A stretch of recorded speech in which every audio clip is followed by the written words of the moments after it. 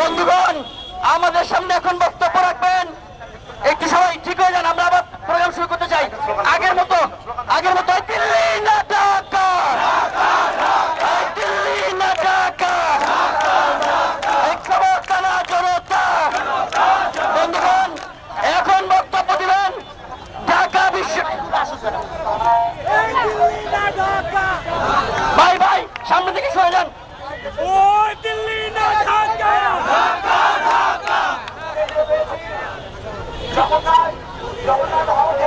এই ভাই সামনে থেকে সরে যান ভাই ভাই ওইটা না আসতা আরিফ ভাই এখানে আসেন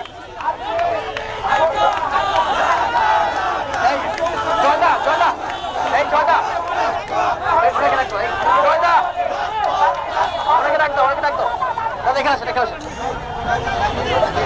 বন্ধুগণ সামনে থেকে সরে যায় মিডিয়াকে জায়গা করে দেয় একটু সরে যান জগন্নাথ থেকে আমাদের বাইরেরা যারা আসছেন তাদেরকে জায়গা দেয় বন্ধুগণ আমরা আজকে ভারতের আগরতলায় বাংলাদেশের উপ হাই কমিশনে যে আগ্রাসনবাদী হামলা চলেছে আমরা সেই হামলার প্রতিবাদে আজ বাংলাদেশের ছাত্ররা এবং জনতারা বাংলাদেশের সকল ধর্মগোষ্ঠীর সবাই সকল মতের সবাই আজ মিলিত হয়ে সকল মতের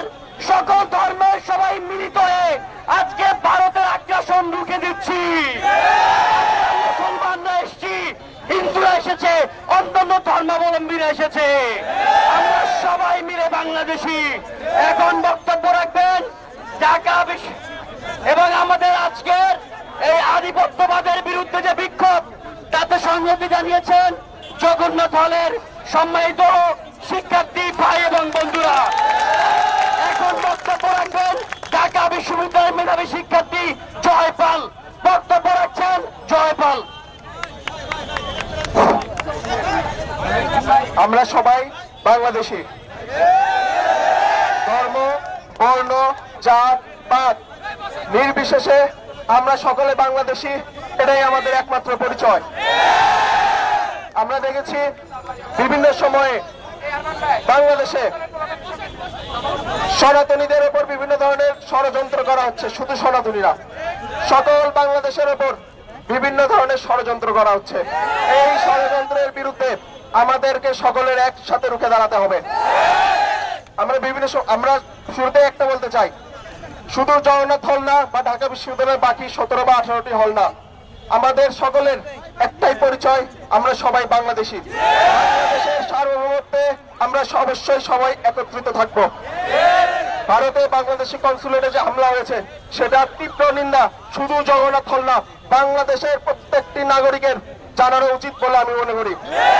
আমরা বিভিন্ন সময় দেখতে পাই এটা খুবই কষ্টের বিশেষ করে আমাদের জগন্নাথ হলের জন্য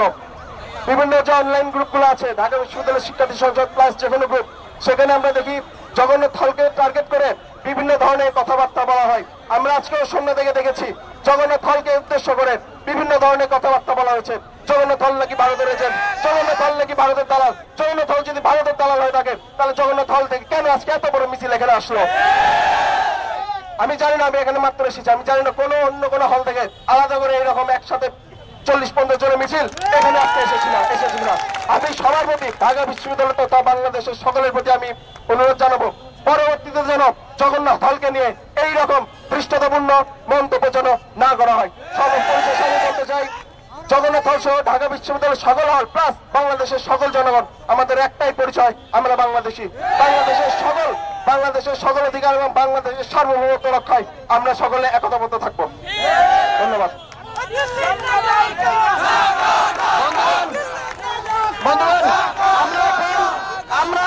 আমরা সমাপনী বক্তব্যে ছিলাম সমাপনী বক্তব্যে ফিরে যাব